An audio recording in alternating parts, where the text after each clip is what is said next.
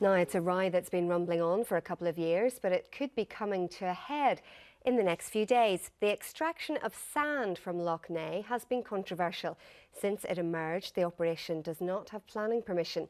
Environmentalists have put the minister under pressure to act, saying it threatens a key site with EU protection.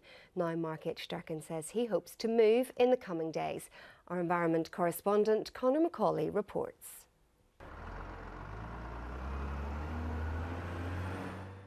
This afternoon, and another lorry load of sand leaves a lochside depot not far from Crumlin. They've been extracting sand from the bed of Lough Neagh for 80 years. It was only 2 years ago it was discovered there was no planning permission for it. That and the fact that the loch is a protected EU habitat led to warning letters from the authorities to the sand companies to stop. But for the last 8 months, the work appears to have continued, and with the threat of EU fines, it has been discussed at the highest levels of government.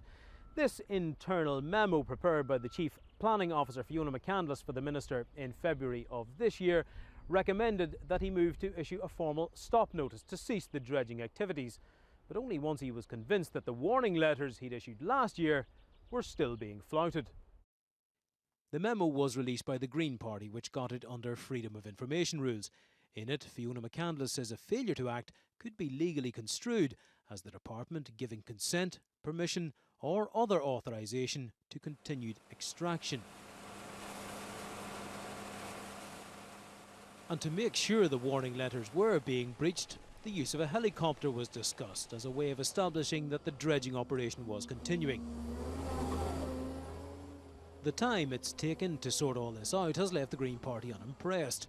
It says the minister has had more than enough opportunity to gather his evidence. Look, I get photos sent to me all the time showing the activities that are taking place on the loch. You know, the minister has investigators. The investigation, I understand, has been underway since February. I'm not sure what more evidence you need. If the minister does issue a further enforcement notice, any breach would then be dealt with by the courts. The sand operators in turn would be able to appeal it to the Planning Appeals Commission. Expect movement on this one soon. Conor Macaulay, BBC Newsline.